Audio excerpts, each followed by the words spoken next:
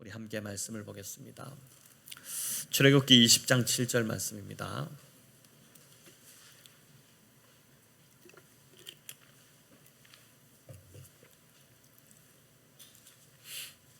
네, 출애굽기 20장 7절 한 절이라서 우리 같이 읽도록 하겠습니다. 너는 내 하나님 여호와의 명령을 망령되게 부르지 말라. 여호와는 그의 이름을 망령되게 부르는 자를 죄 없다 하지 아니하리라. 아멘. 네, 오늘은 이제 십계명 연속 설교 중에 세 번째로 제3계명에 대해서 우리가 살펴보겠습니다. 제3계명은 하나님의 이름을 망령되게 부르지 말라라는 것입니다. 여기 망령되게 부르지 말라, 이 표현이 무슨 뜻인지 언뜻 이해가 잘 되지 않으실 것 같습니다. 우선 세번역과 공동번역을 보면 망령되게 부르지 말라, 이는 이제 이것을 함부로 부르지 말라, 이렇게 표기가 되어 있습니다. 하나님의 이름을 부르지 말라는 금지가 아니라 이제 함부로 불러서는 안 된다, 이런 뜻입니다. 왜 이름을 함부로 부르면 안 될까요? 이름은 곧 그 사람의 인격이고 그 사람 자체이기 때문에 그렇습니다. 그래서 이름을 함부로 부르는 것은 곧 그 사람을 함부로 대하는 것과 같은 것입니다. 특별히 우리 동양 문화는 이제 윗사람의 이름을 함부로 부르지 않습니다. 부모님 성함을 누가 물을 때 덜렁 이름 석자를 말한다면 못 배웠다는 소리를 듣습니다. 어떻게 말을 합니까? 제가 제 이름을 예를 들어본다면 이제 김종자 설자입니다, 이렇게 하고 좀 더 예를 갖춘다면은 김의 김가에 종자 설자를 쓰십니다, 이렇게 이야기를 합니다. 그러니까 아버지 조남을 물을 때 그렇게 대답을 하죠. 윗사람의 이름을 함부로 부르지 않으려고 이제 조심하는 것입니다. 여러분, 그런데 유대인은 어떨까요? 유대인들은 더 심합니다. 구약 성경을 읽다가 하나님의 이름이 나오면 여호와라고 하지 않고 또 다른 주님이라는 뜻의 아도나이라고 이제 그 단어를 아도나이라고 바꾸어 읽습니다. 심지어 구약에서 이제 필사를 했던 서기관들은 하나님의 이름을 이제 성경을 필사하다 보면은 하나님의 이름이 구약에 얼마나 많습니까? 여호와라는 이름이 많잖아요. 그 이름을 적으려면은 이제 그들은 이제 그 이름을 적을 때 글자를 다 쓰지 않고 모음을 빼고 자음만 4개로 이렇게 썼다고 합니다. 우리로 말하면 지금 여호와 이렇게 나오는데 자음만 쓴 것이죠. 모음을 넣으면은 발음을 하게 되니까 발음을 하지 못하도록 그렇게 한 것입니다. 공동번역은 보면은 야훼로 이렇게 번역하고 있고 또 우리 개역개정은 여호와로 번역했는데 이런 차이는 하나님의 이름을 모음 없이 자음만, 하나님의 이름이 자음이 4개거든요. 그 자음만 기록했기 때문입니다. 후대에 그 이름을 부르려고 하다 보니 어떻게 불러야 할지 몰라서 이제 자음 4글자의 모음을 붙이기에 따라서 여호와도 되고 야훼도 되고 이렇게 달랐던 것입니다.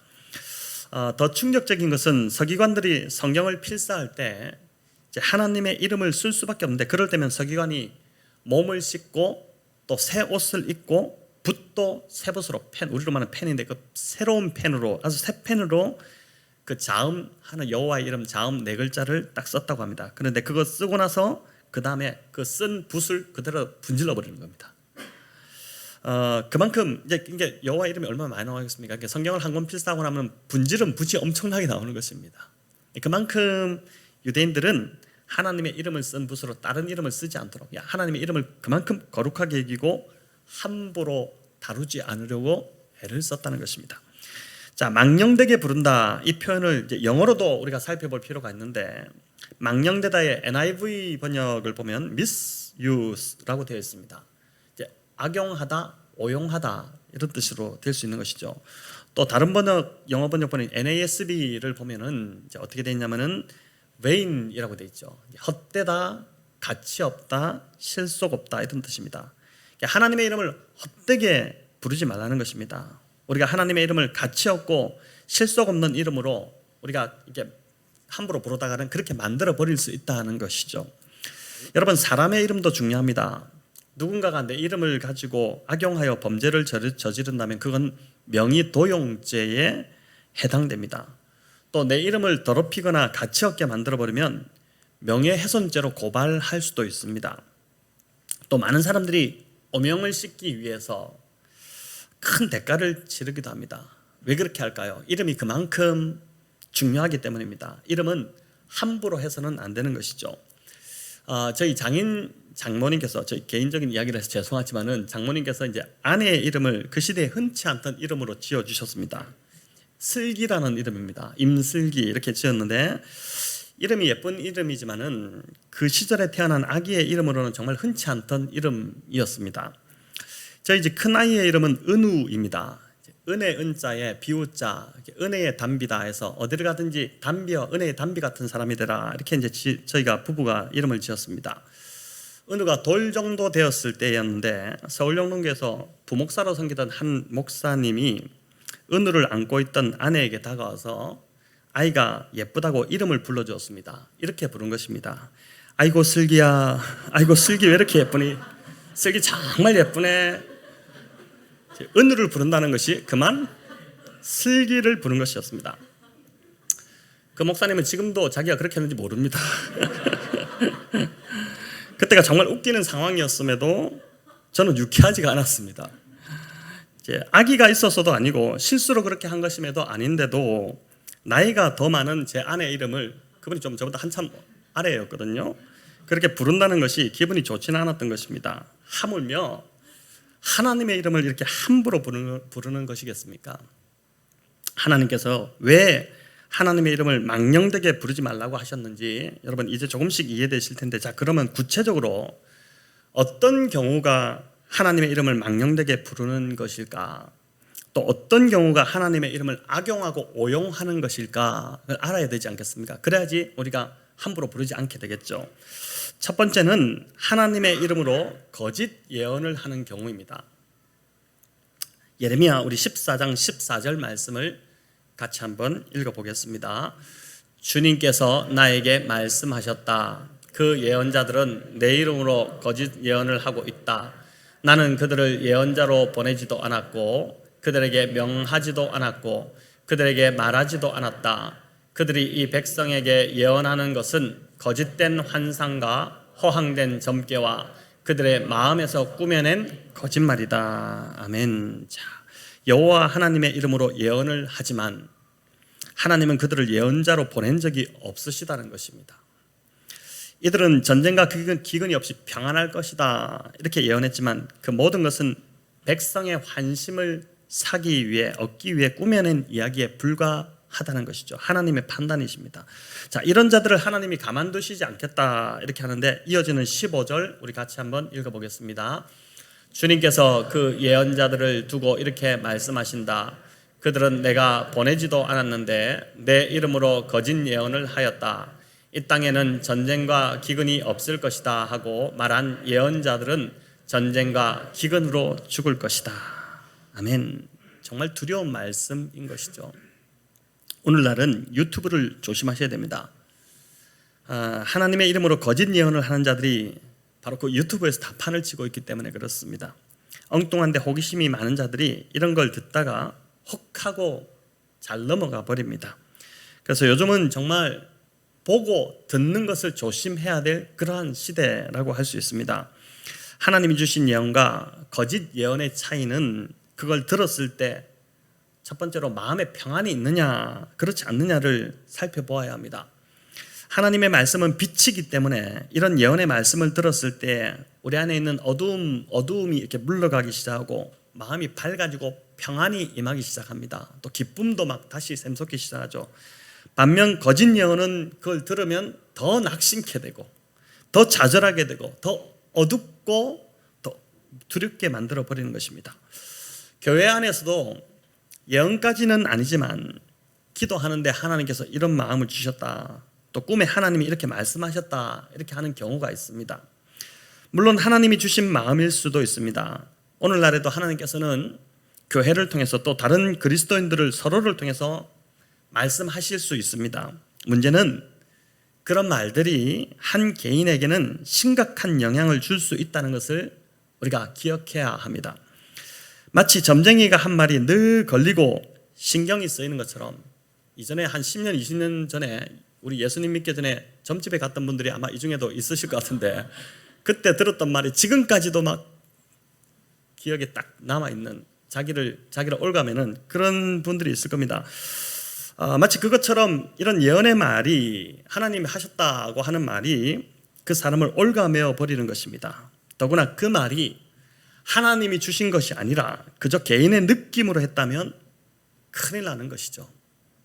저도 한때 누구를 위해 기도하면 이런 느낌들이 자주 떠오르기도 했습니다. 어떤 사람을 위해서 기도해 주는데 뭔가 하나님이 주신 마음이 있는 거예요. 말이 있는 거예요. 그래서 그런 느낌들을 그 사람에게 이제 이야기해 주기도 하고 그것이 그 사람에게 굉장히 좀 적절한 위로가 되기도 하고 이렇게 했었는데 어느 순간 그런 행동이 굉장히 좀 위험하다는 생각이 들어서 이제는 그렇게 잘 하지 않습니다. 특별하게 진짜 하나님이 강권하시지 않는 이상은 잘 하지를 않습니다. 이런 것들이 위험한 이유는 자기도 모르게 상대를 조종할 수 있기 때문이고 또 그 상대방은 하나님보다 그런 말을 해주는 사람을 더 신뢰하도록 만들어버리기 때문입니다. 조종이라는 단어가 여러분 매니플레이션이라고 제가 2주 전에 말씀드렸지 않습니까? 이 조종, 매니플레이션, 상대를 손으로 주무른다는 뜻입니다. 하나님이 말씀하셨다고 하면서 그 사람을 자기 손 안에 넣고 마음대로 주무르려고 하는 그 악함이 있을 수 있다는 거죠. 자기도 모르게 그런 유혹에 빠져들 수 있다는 것입니다. 주로 이단들이 이런 짓을 잘 하지 않습니까? 물론 데살로니가전서 5장에서 바울은 성령을 소멸하지 말고 예언을 멸시하지 말라고 했습니다. 하지만 그 말과 더불어 분별의 필요성을 강조합니다. 우리 같이 한번 데살로니가전서 5장 19절에서 22절 읽어볼까요? 성령을 소멸하지 말며 예언을 멸시하지 말고 범사에 헤아려 좋은 것을 취하고 악한 그 어떤 모양이라도 버리라. 아멘. 여기 범사에 헤아려 좋은 것을 취하라. 이 말은 모든 매사를 잘 분별하라는 것입니다.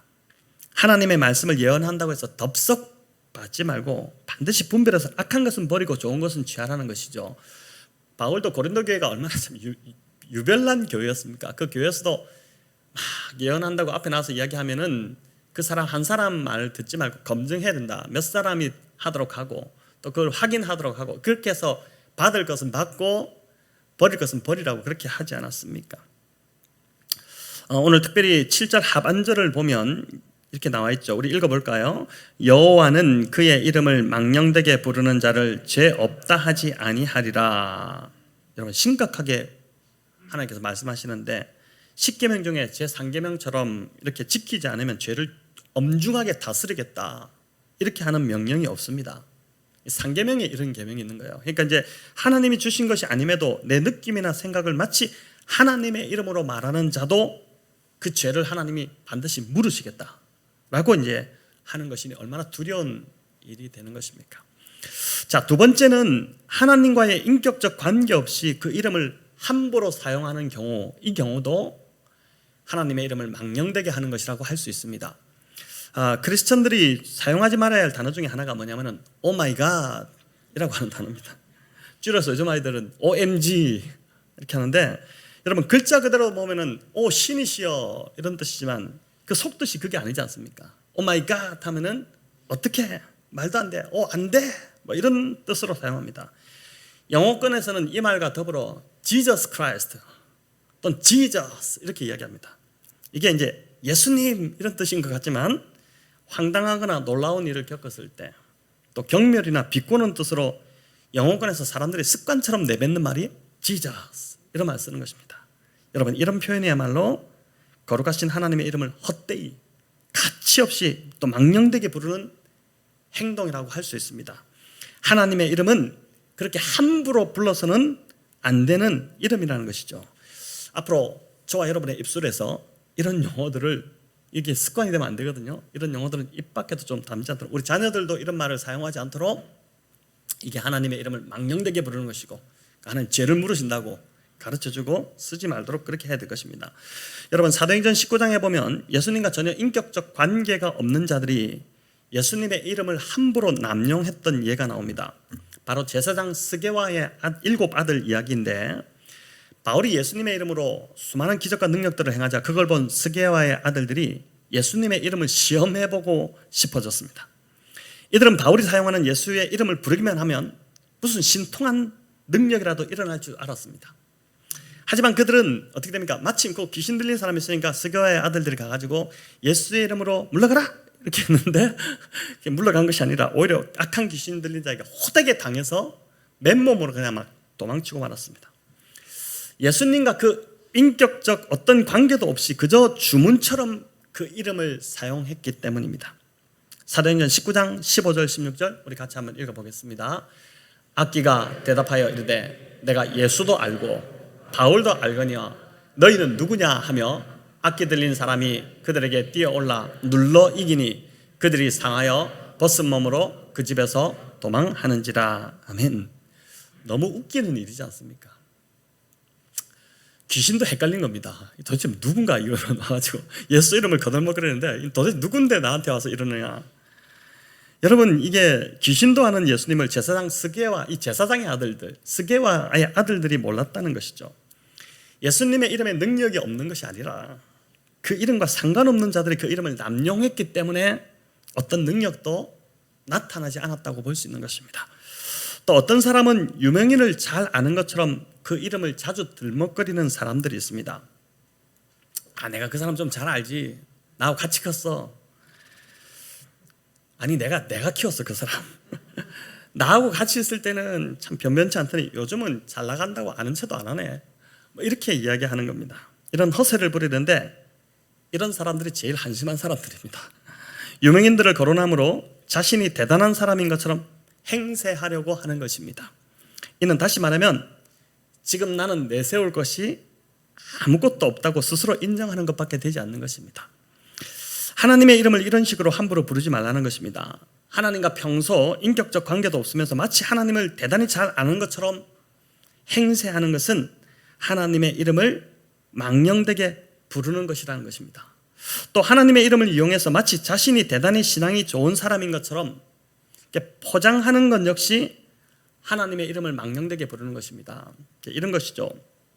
하나님이 보실 때는 저희 나하고 별로 친하지 않는데 왜 저렇게 나하고 친한 척하지? 하고 말씀하시는 것입니다. 그러니까 이제 평소 때는 집에서 기도도 잘 안 하고 성경도 잘 안 읽고 또 기도도 잘 안 하는데 꼭 이런데 이렇게 예배 자리에 오면은 기도도 길게 하고 또 큰 소리로 하고 성경도 아주 열심히 읽는 것처럼 포장하는 것이죠. 포장. 그거를 이제 하나님 보시면은 참 웃긴다. 평소에 좀 하지. 어떻게 꼭 이런 자리만 오면 저렇게 하느냐. 이렇게 하시지 않겠습니까? 그러니까 하나님과 별로 친하지 않는데 아주 친한 것처럼 포장해서 자신의 신앙이 대단한 것처럼 보이려는 것, 이것 역시 하나님의 이름을 망령되게 부르는 것과 똑같다는 것입니다. 여러분, 세 번째는 말과 행위가 다른 경우도 하나님의 이름을 망령되게 하는 것입니다. 자, 왜 말과 행위가 다른 것이 하나님의 이름을 망령되게 할까요? 사도행전 11장에 보면 그리스도인이라는 단어가 처음으로 등장합니다. 예수님 승천하신 이후에 제자들이 흩어져서 예수님을 증언하기를 쉬지 않았는데 지금의 터키 지역, 이제 터키가 지금 트르기에라고 명칭이 바뀌었지 않습니까? 그 터키의 안디옥이라는 곳에서 제자들이 이 별명을 얻게 되었습니다. 바로 그리스도인이라는 별명이었습니다. 이는 제자들 스스로가 지은 호칭이 아니었습니다. 그들의 말과 행실이 예수님 닮아 있는 것을 보고 그 같이 살던 외부 사람들이 그렇게 붙여준 이름이었습니다. 이 얼마나 아름답고 감사한 일입니까? 그리스도인이라는 것은 그리스도처럼 말하고 행동하는 자를 의미합니다. 그들의 말과 행위가 세상 사람들이 보기에 예수님을 따르는 자들이라고 이제 인정할 만했다는 것이죠. 우리가 그리스도인이 아니라면 어떻게 살아도 상관없습니다. 하지만 그리스도인이라면 달라야 되는 것입니다. 가문의 명예를 생각해야 된다는 것이죠. 우리도 함부로 가문의 명예를 생각해서 아버지 얼굴에 아버지 이름에 먹칠하지 않게 하기 위해서 우리가 행동을 조심하는 것처럼 내가 잘못 살면 하나님의 이름이 땅에 짓밟히기 때문에, 그렇기 때문에 때로는 내가 손해보고 내가 져주고 그렇게 해야 된다는 것이죠. 이것이 곧 이렇게 이제 하나님의 이름을 먹칠하는 것, 이게 곧 삶과 또 말과 삶과 행실이 다르게 되는 것, 이게 곧 하나님의 이름을 망령되게 부르는 것이라고 합니다. 이제 이번 바자회에서 감사하고 감동적인 이야기들이 참 많이 있는데 그 중에 제가 가장 감사했던 것이 있습니다. 주중에 바자회를 하기 전에 이제 주중에 금요일인가 1층 윤인의 떡집 사장님께서 기증품을 카트에 가득 싣고 교회를 올라오셨습니다. 이제 이게 그릇과 후라이팬, 뭐 용기 이런 것들인데 이게 다 새 것들입니다. 새 포장이 다 되어 있는 것들인데 사업하는 지인이 갖다 주신 것이다. 이렇게 하면서 교회에 바자회야 한다는 소리를 듣고 무상으로 기증을 하겠다고 갖고 오셨습니다. 제가 이거 그냥 주시는 거냐 이렇게 했더니 당연하죠. 팔아서 좋은 일 하시니까 좋은 일에 쓰시라고 드리는 겁니다. 이렇게 하는데 제가 이걸 보면서 저희 교회가 그래도 이곳 상가에 개척을 하고 여기서 주변 사람들에게 보기에 그나마 잘 살았구나 이런 감사가 나왔었습니다. 오늘 일부 예배 때 그 떡집에 우리 부인 되시는 아내 되시는 분이 예배 참석하셨습니다. 그래서 이제 꾸준히 예배를 이제 나오시겠다고 그렇게 하시고 남편은 아직 잘 모르니까 강요하지 않고 저도 강요하지 말고 그냥 두시라고 했습니다. 기도가 사람을 하나님이 움직이셔야 되지 사람이 움직일 수 없기 때문에 기도하자고 그렇게 했는데 오늘 일부 예배에 나와서 너무너무 감사했습니다. 자, 여러분 그렇다면 우리가 하나님의 이름을 함부로 망령되게 부르지 말아야 할 구체적인 이유 몇 가지를 좀 더 살펴보고자 합니다. 첫 번째는 하나님의 성품 때문입니다. 하나님의 성품 때문에 평소에 정말 인품이 좋고 존경스러운 분들에게 우리가 존칭을 사용합니다. 함부로 대하지 않죠. 그분 앞에서만 아니라 그분이 없을 때도 그 사람에 대해서 함부로 부르지 않습니다. 호칭도 이제 님 자를 붙여서 이렇게 부릅니다. 그런데 늘 그렇지는 않을 것입니다. 사람이 늘 잘할 수 없고 늘 마음에 들 수 없기 때문입니다. 집에서 어떤 사람에 대해서 이야기할 때도 존칭을 주로 쓰다가도 어떨 때는 그냥 이름을 부르기도 하고 막 그럴 겁니다. 저에 대해서도 우리 목사님 이렇게 하다가 어떨 때는 그 김 목사가 말이야 이렇게 이야기하기도 하고 뭐 그렇게 하시겠죠. 그 한 게 없습니다. 근데 뭐 인간은 누구나 다 흠이 있고 죄인이기 때문에 그렇습니다. 다 저도 완벽하지 않습니다. 하지만 하나님은 다르십니다. 하나님은 언제나 완전하시고 선하시며 옳으십니다. 또 그분의 사랑은 변함이 없으십니다. 우리는 변합니다. 저도 자주 바뀝니다. 그러나 하나님은 변함이 없으십니다. 하나님이 이러한 완벽하신 분이시기 때문에 하나님의 이름을 망령되게 부를 어떤 합당한 근거도 없다는 것입니다. 그래서 이 제3계명에서 말씀하시는 것처럼 우리가 하나님의 이름을 망령되게 부르는 것은 이건 빼도 박도 못하는, 이건 하나님을 그렇게 불렀다가는 이건 바로 그냥 죄가 돼버리는, 죄를 짓는 것이 돼버리는 그게 된다는 것을 여러분 기억하시기 바랍니다. 하나님의 성품 때문에 우리는 하나님의 이름을 함부로 불러서는 안 된다는 것이죠. 하나님의 이름을 망령되게 부르지 말아야 할 두 번째 이유는 그 이름이 바로 구원의 이름이기 때문에 그렇습니다.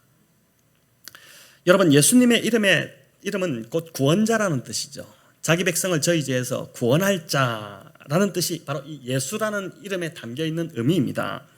사도행전 2장 21절에 보면 우리 같이 읽어볼까요? 시작. 누구든지 주의 이름을 부르는 자는 구원을 받으리라. 아멘. 자, 이렇게 말씀했는데 정말 주의 이름을 부르기만 하면 구원을 받을까요? 고대 근동에 있던 종주권 조약이라고 있었습니다. 이게 하나님의 이름을 부른다는 것의 의미를 좀 더 쉽게 설명을 해줄 수 있는데, 종주권 조약은 약소국과 강대국 사이에 체결되는 조약이었죠. 약소국은 강대국 왕에게 충성을 맹세합니다. 충성을 다하겠다 이렇게 맹세했고, 강대국은 그런 약소국을 지켜주겠다고 하는 조약이 바로 이 종주권 조약이었습니다. 약소국이 외부의 침략을 이제 당했을 때 어떻게 합니까? 강대국에 요청을 합니다. 강대국에 가서 그 강대국의 이름을 부르기만 하면 언제든지 달려가 보호하고 지켜준다는 조항, 그 조항이 바로 종주권 조약에 들어있는 조항이었습니다. 자, 그렇기 때문에 약소국이 침략을 당해 전쟁이 일어났다더라도 걱정할 게 없습니다. 요즘은 세계 정세가 자기 자국의 이득을 따라서 움직이잖아요. 저희가 정신 차려야 되고 하는데, 근데 이때는 이제 이런 조약을 맺으면 강대국 왕의 이름을 부르기만 하면 전쟁의 대상이 바뀌게 되는 것입니다. 약소국과 침략한 나라가 싸우는 것이 아니라 그때부터 강대국과 침략국이 싸우게 되는 것입니다. 이름을 부르기만 하면 걱정할 것이 없게 된다는 것이죠. 여러분, 이처럼 우리도 기도의 자리에서 주의 이름을 부르기만 하면 싸움의 대상이 바뀌게 된다는 것입니다. 나는 빠지고 강하신 하나님과 우리 하나님께서 나의 대적과 친히 싸워주시는 싸움의 대상이 완전히 바뀌어버리게 된다는 것이죠. 이처럼 하나님의 이름은 우리의 구원의 이름이 되시기 때문에 함부로 불러서는 안 돼요. 망령되게 불러서는 안 된다는 것이죠. 그럼 마지막으로 이제 하나님의 이름을 망령되게 부르지 말아야 할 세 번째 이유는 바로 하나님이 아버지가 되시기 때문에 그렇습니다. 아버지의 이름을 함부로 부르는 자녀는 없습니다. 때로 아버지가 인격적으로 너무 형편이 없는 분이어서 자식들이 함부로 대할 수는 있겠지만 그래도 아버지의 이름을 버릇없이 함부로 부르지 않습니다. 자녀들 조금 할 때 저희 집 아이들도 제 이름을 막 부르고 야, 네 이름, 내 이름을 너처럼 그래 막 부르는 사람은 아무도 없다 세상에. 우리 성도님들도 내 이름 그렇게 부르는 사람 없다. 너만 부른다 너만. 막 이렇게 저기 그래 호되게 야단을 치죠. 그래서 이제 부르지 못하게 하는데 아버지는 아버지이기 때문에 그렇습니다. 예수님은 하나님을 아바 아버지라고 부르셨습니다.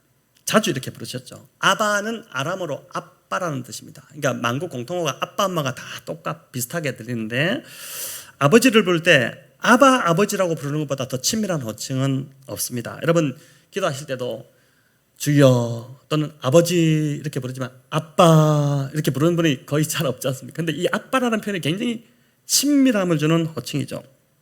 그런데 이 아바 아버지라고 부를 수 있는 특권이 예수님에게만 주어지지 않았다는 것을 아십니까? 갈라디아서 4장 6절을 우리 세 번역으로 한번 읽어보겠습니다. 그런데 여러분은 자녀이므로 하나님께서 그 아들의 영을 우리의 마음에 보내주셔서 우리가 하나님을 아빠 아버지라고 부를 수 있게 하셨습니다. 아멘. 여러분 정말 아멘이지 않습니까? 저와 여러분에게도 하나님을 아빠 아버지라고 부를 수 있는 특권이 주어졌다는 것입니다. 이게 얼마나 감사한 일입니까? 앞에서 설명드린 대로 종주권 조약은 이와 비교되지 않습니다. 아빠는 언제든지 자녀가 부르면 달려갑니다. 심지어 자녀의 작은 소리만 들려도 밤에 자다가도 벌떡 일어나서 달려가는 게 아빠입니다. 아빠. 아이가 언제 아빠를 주로 부를까요? 아빠가 보고 싶을 때일까요? 아빠를 기쁘게 해드리고 싶어서 막 부를까요? 아니요, 그렇지 않습니다. 우리가 경험해봐서 아시지만은 아이들은 자기가 필요할 때만 아빠를 부릅니다. 어제도 바자회 하는 중에 저희 집 아이들이 저를 여러 번 불렀습니다. 왜 불렀을까요? 물건을 사야 하는데 자기가 가진 상품권 다 썼으니까 아빠가 가진 건 내놓으라고 그렇게 불렀습니다. 제가 아침에 나올 때 아내가 저에게 상품권을 챙겨주면서 사람들 이렇게 좀 사주시고 하라고 이렇게 해서 이제 좀 받아왔는데 새로 오신 분들 사드리고 그렇게 하다 보니까 제가 저를 위해서는 거의 어제 진짜 한 장도 안 썼는데 남아 있는 것을 둘째 아이에게 다 털려버렸습니다. 보니까 깡패가 따로 없습니다. 나중에 제가 와플이 먹고 싶어가지고 점심을 좀 일찍 먹었잖아요. 저희가 오후쯤 돼 와플이 먹고 싶어서 이제 쿠폰을 쓰려고 하는데 그게 없었어요 주머니에. 그래가 조대건지 사람한테 사정을 해가지고 하나 공짜로 주실 수 있냐고 그래서 이제 하나 얻어먹었습니다. 집에서도 좀 실만하면 아빠를 부릅니다. 왜 부를까요? 손이 안 닿는 곳에 있는 물건 꺼내달라고 부르고 뭘 갖다 달라고 부르고 심지어 화장실에서 씻는데 무섭다고 앞에 있어 달라고 부릅니다. 그러면 그 앞에 가서 앉아 있어야 합니다. 아빠니까 아이가 부르니까 당연히 이제 가야 되는 것이죠. 바울이 갈라디아서에서 말씀한 대로 하나님이 우리의 아빠라는 사실이 여러분 너무 감사하고 놀랍지 않습니까? 10계명의 제3계명은 하나님을 함부로 부르지 말라는 것이지 하나님의 이름을 아예 부르지 말라는 금지 계명이 아닌 것입니다. 성도 여러분, 이제 말씀을 맺고자 합니다. 아빠 하나님을 많이 부르시기 바랍니다. 우리 아이들이 정말 아무 때나 아빠를 편하게 부르는 것처럼 그렇게 아빠 하나님을 부르시기 바랍니다. 육신의 아빠는 때로 피곤해서 잘 들어주지 못하고 또 화를 내기도 하지만 저도 아이들 하도 부르면 그만 좀 불러라 이렇게 하면서 화를 내기도 하지만 하나님 아빠는 절대 그렇지 않습니다. 여러분 이거는 믿으셔도 좋습니다. 이번 주 아침에 눈을 뜰 때마다 아빠 하나님을 매일 부르시기 바랍니다. 또 매 순간 낙담될 때마다 아빠 도와주세요. 아빠 도와주세요. 이렇게 한번 불러보시기 바랍니다. 우리 시편 50편 15절 마지막으로 같이 읽어볼까요? 환난 날에 나를 부르라. 내가 너를 건지리니 내가 너를 영화롭게 하리로다. 아멘. 하나님이 친히 주신 약속입니다. 환난 날에 네가 힘들 때, 네가 어려울 때 아빠 하나님을 부르기만 하면 건져주시겠다, 이렇게 약속하셨죠. 그뿐 아니라 저와 여러분이 하나님을 영화롭게 한다고 합니다. 놀랍지 않습니까? 건져주신 것도 감사한데, 해결해 주신 것도 감사한데, 더 나아가 부족하고 모자란 우리 얼마나 모자랍니까? 근데 모자란 우리를 하나님을 영원하게 하는 자로 만들어 주시겠다고 하니 이 얼마나 감사하고 놀라운 일인 것입니까? 오늘 이 자리 특별히 어려움 가운데 있는 자들, 또 지난주 낙심이 되었던 자들, 또 도저히 해결의 기미가 보이잖아 절망하다가 이 자리에 오신 우리 성도님들이 계시다면 간단합니다. 오늘 이 말씀 붙잡고 하나님의 이름을 부르시기 바랍니다. 능력의 이름, 치유의 이름, 회복의 이름, 그 이름을 부르면 건져주시고 해결해 주실 것입니다. 이번 한 주 아빠 하나님을 많이 부르시는 저와 여러분 다 되시면 좋겠습니다. 그리고 다음 주에 이 자리에 오실 때는 불렀더니 하나님이 진짜 응답해 주셨다, 그런 놀라운 간증들을 풍성히 좀 안고 가져오셔서 다음 주일날 우리 추수감사절 앞두고 감사 제목 적을 건데 그걸 막 적어서 막 풍성하게 목장에서 나누는 그런 은혜가 있기를 바랍니다. 누구든지 주의 이름을 부르는 자는 구원을 받으리라, 이 약속이 저와 여러분의 삶에서 이번 주도 이루어지는 은혜가 있기를 우리 주님의 이름으로 축원합니다.